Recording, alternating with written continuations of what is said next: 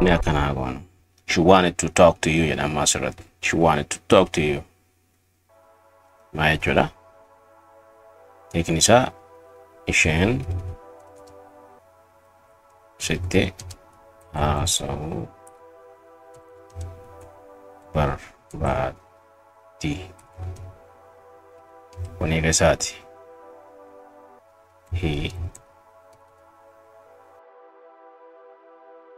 He wanna talk to you. He wanna talk to you. Okay? Can I join? Inni sitti haasa'uu barbaada jedha. Okay? They wanna talk to you jedha kunammoo. Okay? They wanna talk to you jechuun maal jechuudha? They maal jennee isaan jennee? Okay. They wanna talk to you jechuun sitti haasa'uu barbaadan. Okay.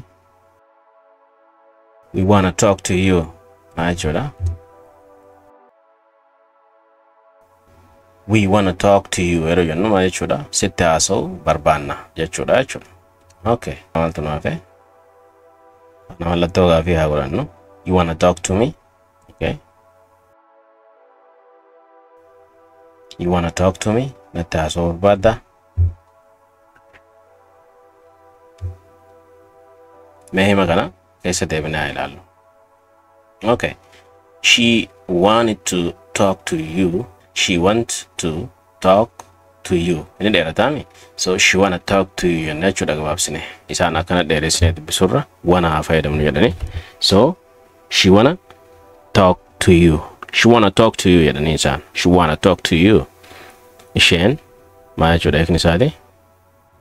Isheen sitti haasa'uu barbaaddi. He wanna talk to you. Asirratti laalame. Yuun kuni sitti jechuut jira jechuudha. You xumurarratti illee yuudha. Kana laala.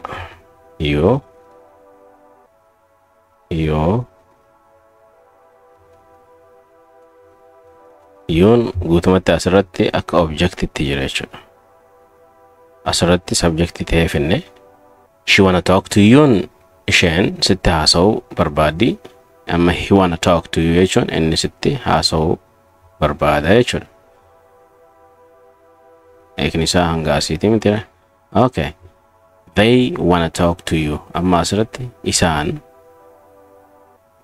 sitti haasa'uu barbaadanii jenneen. Hiikni isaa isaan sitti haasa'uu barbaadan. We wanna talk to you. Amma asirratti nuutu okay.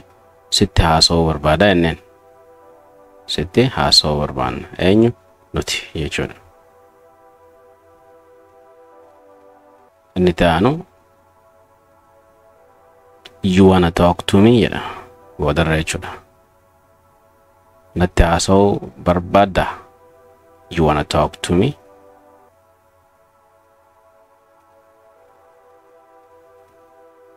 Isin yookiin ati yookiin isaan jechuudha. Nutti haasa'uu barbaadda jedhee namichi kun gaafataa jira jechuudha. Maaliif yuun nama tokkoofis lamaafis kan itti dubbatu jiru afuris ta'u shanis ta'u dhiiras ta'u akkasuma dubaras ta'u you jedheeti gaafata jechuudha namichi gaafatu sun. So kanaaf you wanna talk to me natti haasa'uu barbaadda jedheen. Inni jedheen kun tokko ta'e lama ta'e dubara ta'e dhiira ta'e hin beeknu garuu yeroo san yoo bira jiraanne qofa beeknaa jechuudha. So you wanna talk to me natti haasa'uu barbaaddanii ta'us danda'a barbaaddaa ta'us danda'a jechuudha. Inni waa'een dhimma yuudha adda jechuudha pronounota biraa keessa. Okay. So amma akka objectitti fudhanneeti fayyadamaanii turre talk jecha talk jettu kana wal qabsiisne. Sitti haasa'uu barbaadanii isaa isheen sitti haasa'uu barbaadde fayyadu. Amma mee objectii goonee haa fudhannu hima irraa ijaarru. Hima kana fakkaatu themiin haa fudhannu mee. Okay, themiidhaan haa eegallu mee. Akkam jechuudha kana jechuun. Fakkeenyaaf amma asirratti haa ilaallu mee. Okay, tokko tokkoon haa ilaallamu. He wanna talk to them jedha. Kana jechuun hiikni maal jenne dura hiika isaa irraa kaanu he wanna talk to them jechuun Okay, inni isaanitti dubbachuu barbaada.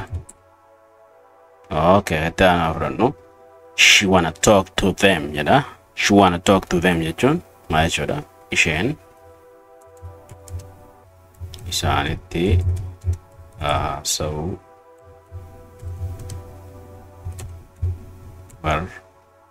barbaaddi.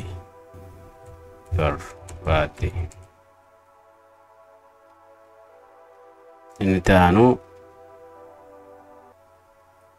we wanna talk to them jedha. Nuti okay, nuti isaanitti haasa'uu barbaanna. Tokko raafame. I mean, tokkotu barbaanna yeroo raafe. You wanna talk to them. Okay? Ati isaanitti haasa'uu barbaadda. Ati isaanitti haasa'uu barbaadda. Okay. Ittaanu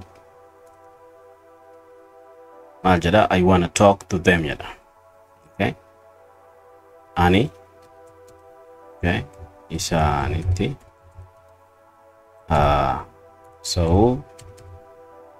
haasa'uun jechuu dandeessa. Haasa'uun yookiin immoo haasa'uu barbaada. So akka jalaa barreeffachuuf isinii tolutti jechuudha. Maal haa goonu? Diimaa haa goonu isa tokko. Okay, akkaataa itti jennus waliin haa shaakallu. Saanan jiru kana viidiyoo tana dhaabii. Okay, na wajji ilaalu jirtaami akka reefu jedhetti ati nama dhibbaa miti, ati nama tokko kan na wajji ilaalu jiru. So yeroo na wajji ilaaltu ati ka dhiiraa yookiin immoo dubaras ta'e yeroo viidiyoo kana na wajji ilaalu jirtutti maal goota? Viidiyoo kana dhaabi, tuqii dhaabi, sanbooda jedhi akkana jedhu. Fakkeenyaaf maaliin jiru jira? He wanna talk to them jedha. He wanna talk to them. Dafee yeroon jedhu he wanna talk to them. Inni isaanitti dubbachuu barbaada jechuudha eekansa. Akkanaa goonu. Diimaa godhan. Maal jenne? He wanna talk to them jechuun inni isaanitti dubbachuu barbaada jenne asirratti them ka jedhu qalbeeffachaa deemaadha. Theyin reefu maal jenne? Yookiin immoo kaleessa maal jenne? Theyin them taati jenne. Theyin subjectii taatee gama dura dhufti jenne. Inni irraanfatina. So inni taanu she wanna talk to them jedhamas. Isaanitti haasa'uu barbaaddi eenyu? Isheen isaanitti haasa'uu barbaaddi jedha.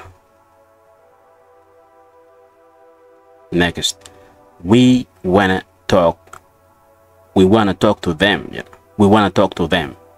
We wanna talk to them. Maal jechuudha? Nuti isaanitti